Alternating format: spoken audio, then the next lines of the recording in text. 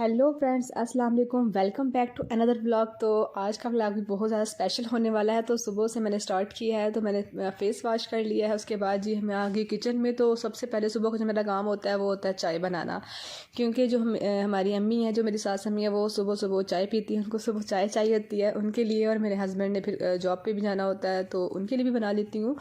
तो जैसा कि मैंने आपको पिछले व्लॉग में बताया था कि हमारे घर जो है नन्ना सा मेहमान आया है। तो वैसे तो वो यहाँ पे नहीं है, पाकिस्तान में नहीं है। हमारे जो ब्रदर इन लॉ है वो आउट ऑफ कंट्री होते हैं।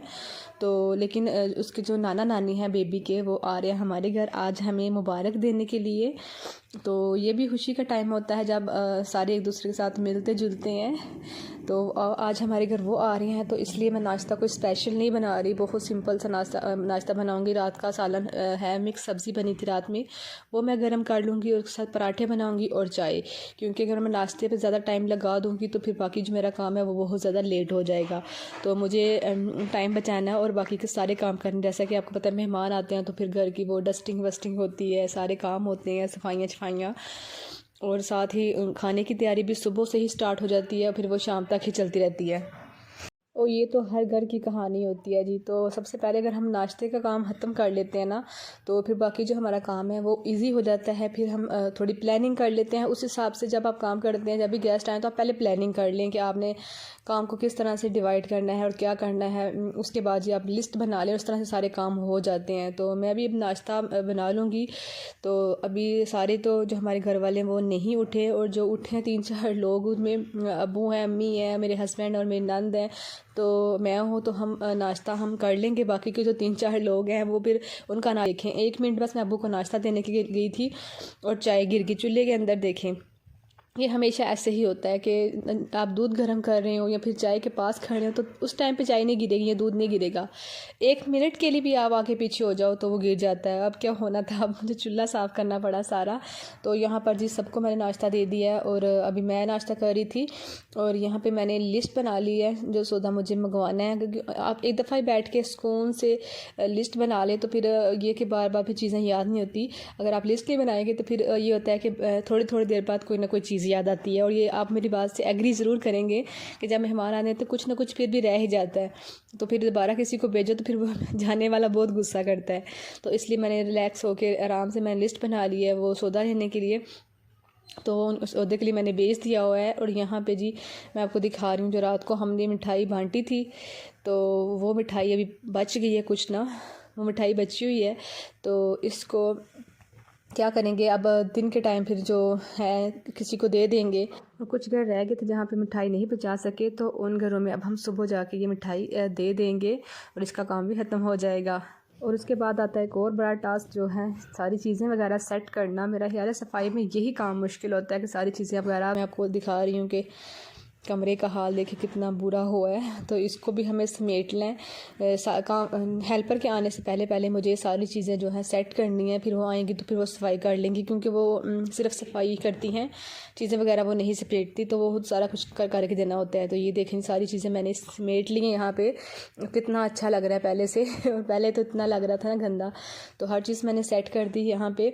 तो अब मुझे सफाई की टेंशन नहीं है। वो हेल्पर आएगी तो वो कर देंगी, वो अम्मी करवा लेंगी फिर उनसे सफाई में। और मैं फिर घुस जाऊँगी किचन में, क्योंकि किचन में भी बहुत ज़्यादा काम होता है। और किचन में भी मैं जो मीठा वगैरह वो बना कर रख लूँगी। और मैं अकेली तो काम नहीं करूँगी, ऑफ कोर्स आप ही साथ आएंगे हेल्प के लिए। और हमारा ये है कि हम मिलजुल के काम करते हैं। जब ऊपर मेहमान आते हैं तो फिर मैं उनकी हेल्प करती हूँ, जब नीचे का मेहमान आता है तो फिर वो हमारी हेल्प करती है। इससे काम बहुत ज़्यादा आसान हो जाता है, बहुत ईजी हो जाता है। जैसा कि आपको पहले भी, अगर आप मेरे व्लॉग्स को रेगुलरली देखते हैं तो आपको पता होगा कि हमने एक दावत व्लॉग किया था, उसमें भी हम दोनों ने मिल के कुकिंग की थी। तो बस ये मिलजुल के काम करने में मज़ा भी बहुत आता है, और जो ना काम बहुत जल्दी हो जाता है। आपको पता भी नहीं होता कि किस तरह से आपने इतना सारा काम कर लिया, और फिर बाकी मेहमानों के साथ भी आपको टाइम मिल जाता है स्पेंड करने के लिए। इस तरह से आप किचन में लगे रहते तो फिर मेहमानों के लिए टाइम नहीं निकलता और फिर वो अच्छा भी नहीं लगता। तो यहाँ पर मैं बना रही हूँ कस्टर्ड। तो मैंने कहा कस्टर्ड बना के रख देती हूँ, क्योंकि उसको ठंडा होने के लिए टाइम मिलता है। तो ज़्यादा लोग तो नहीं आ रहे, बस अंकल और आंटी आ रहे हैं। और जो हमारे बड़े होते हैं ना, उनको फिर सादे सादे खाने पसंद होते हैं। उनको ये हमारे फैंसी खाने पसंद नहीं आते, तो फिर उनके हिसाब से ही मैं मेन्यू सेट किया मैंने। तो मैंने कस्टर्ड बनाने के रख दिया, क्योंकि जो हमारे बड़े होते हैं उनको कस्टर्ड बहुत अच्छा लगता है, तो कस्टर्ड बना के मैं रख लूँगी। बाकी मेन्यू में है हमारे पास कौरमा बना रही हूँ मैं, एक अलग रेसिपी है, वो भी आप देखिएगा। आई होप कि आपको वो भी पसंद आएगी। उसके साथ मैं बना रही हूँ चाइनीज़ राइस बन रहे हैं यहाँ पे, और हम बनाएंगे फ़िश, और साथ में रायता सलाद हो जाएगा। तो थोड़ी देर के लिए आ रहे हैं, वो ज़्यादा इतना खाना खाएंगे भी नहीं, तो इसलिए हमने मेन्यू थोड़ा सा अपना छोटा रखा है। तो यहाँ पर जो देखें सामान वगैरह आ गया है, तो मैं इसको निकाल रही हूँ। पहले से ही अगर आप सारी चीज़ें निकाल के रख लें तो फिर कुकिंग के टाइम इतना मुश्किल नहीं होता। फ़िश भी आ गया, चिकन भी आ गया, और मसाले वगैरह भी, तो इसको धुलवा लेंगे जी। तो चिकन वगैरह को धो लेंगे, और यहाँ पे हमारा कस्टर्ड रेडी हो गया, वो चला गया फ्रिज के अंदर।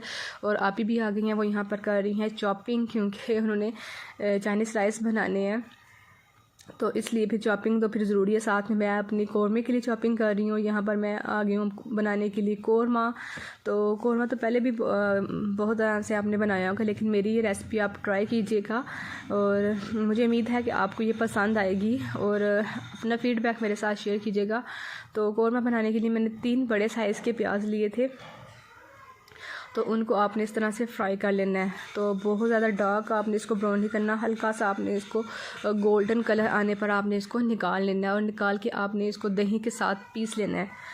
तो दही तकरीबन मैंने इसमें 1 कप डाला था, 1 कप दही डाल के मैंने इसको अच्छी तरह से पीस लिया, और पीस के आप इसको साइड पे रख लें। और मीनवाइल आप यहाँ पे घी जो है उसको मैंने कम किया था, तो वो क्लिप नहीं मैं आपको दिखा सकी, घी ज़्यादा था यहाँ पे, तो मैंने घी इसमें से आधा निकाली, और आधे घी के अंदर मैंने खड़े मसाले डाले हैं। खड़े मसाले डालने से क्या होता है कि जो खड़े मसालों की खुशबू है वो अच्छी तरह से घी के अंदर चली जाएगी, और जो उसका टेस्ट है बहुत ज़्यादा अच्छा आएगा।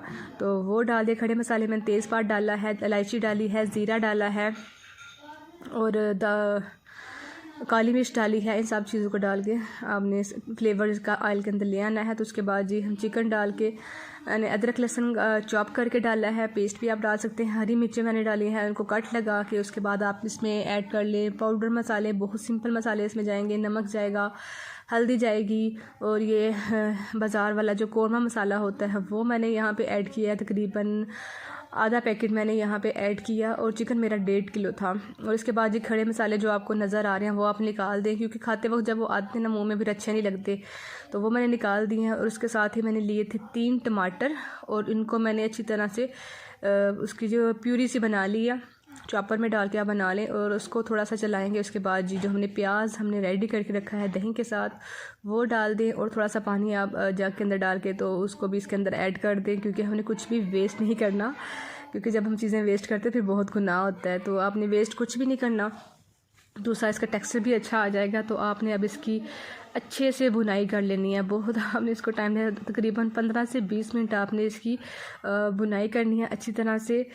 तो शुरू में आपने चम्मच चलाना है कि ताकि दही फट ना जाए। उसके बाद आपने इसको भून लेना है। तो जब तक इसका जो ऑयल है वो ऊज़ आउट नहीं होता आपने इसको भूनना है। और उसके बाद आप इसमें ऐड कर दें गरम मसाला, आप इसमें ऐड कर सकते हैं। और यहाँ पे मैंने नमक टेस्ट किया था, वो मुझे थोड़ा कम लगा, तो वो भी मैंने इसमें डाल दिया है। बाकी मसाले तो आप अपने टेस्ट के अकॉर्डिंग इसमें डाल सकते हैं। तो ये देखिए जी हमारा कौरमा कितना अच्छा लग रहा है, और इसको नान के साथ आप इंजॉय करें, बहुत अच्छा लगता है। और चावल के साथ भी बहुत अच्छा लगा था। तो यहाँ पर जी हमारी कुकिंग चल रही है, साथ साथ हम दूसरे काम भी निपटा रहे हैं। दूसरे काम जो होते हैं बाहर के हेल्पर को बताना, ये वो जो भी छोटे छोटे काम होते हैं वो सारे भी कर रहे हैं। और मेहमानों का इंतज़ार हो रहा है, क्योंकि यहाँ पर देखिए चावल भी हमारे पास रेडी होने वाले हैं। फ़िश तो हम तब फ्राई करेंगे जब मेहमान आ जाएंगे, क्योंकि फिर गरम गरम अच्छी लगती है, जब ठंडी हो जाए तो फिर उसको खाने का मज़ा भी नहीं आता। और हमें फ़िश के साथ एक सॉस रेडी करनी थी, और जल्दी जल्दी में हमें वो सॉस रेडी करना ही भूल गया, तो फिर हमने ऐसे ही सर्व किया। तो इंशाल्लाह नेक्स्ट टाइम जो है ना हम ज़रूर आपके साथ वो इसकी रेसिपी शेयर करेंगे सॉस की। तो ये देखिए चावल आप ही बना रही हैं, आप ही चावल बहुत अच्छे बनाती हैं। और हमेशा जब भी मेहमान आते हैं तो बिरयानी वगैरह, बिरयानी और चाइनीज़ राइस तो वो बनाती हैं, और जब पुलाव की बारी आती है तो पुलाव मैं बनाती हूँ, क्योंकि पुलाव मेरा अच्छा होता है। तो हर कोई ना किसी काम में मास्टर होता ही है। यहाँ बहुत अच्छी तरह से रेडी हो चुका है और यहाँ पर जो राइस है वो भी रेडी हो चुकी है। दम इसका हमने हटा लिया और ये देखिए फ़िश जो है ना मैरिनेट कर दी है। फ़िश की वीडियो ऑलरेडी हमारे चैनल पे है, तो अगर आप इंटरेस्टेड हैं तो आप विज़िट कर सकते हैं हमारे चैनल को। यहाँ पे खाना बना रही थी तो बाहर एक आंटी आई थी अंडे बेचने वाली, तो अम्मी इनके साथ अंडे ले रही थी इनसे। मुझे उनको देख के ऐसे बहुत दिल में ख्याल आया कि इतनी बेचारी वो बूढ़ी हैं और पेट की खातिर क्या कुछ करना पड़ता है। तो इनसे साथ ही हमारे मेहमान भी आ गए थे, तो मेहमानों के साथ मैं ज़्यादा शूट नहीं कर सकी क्योंकि अच्छा नहीं लगता इस तरह से। तो मेहमानों के जाने बाद जी हम मेहमानों को बेच के किचन साफ़ करके बर्तन धो के तो फिर हमारे खाने की बारी आई। यहाँ पर मैं अपनी प्लेट लगा रही हूँ। आई होप कि आपको हमारी आज की वीडियो अच्छी लगी। वीडियो अच्छी लगी तो वीडियो को लाइक कर दे और मज़ीद अच्छे ब्लॉग्स देखने के लिए चैनल को सब्सक्राइब करें, बेल आइकन को प्रेस करें और ऑल के बटन पर ज़रूर प्रेस कीजिएगा ताकि हमारे चैनल पर आने वाली तमाम नई वीडियोज़ की नोटिफिकेशन आप तक पहुँच जाए। और अपना बहुत सारा ख्याल रखिएगा, दुआ में याद रखिएगा।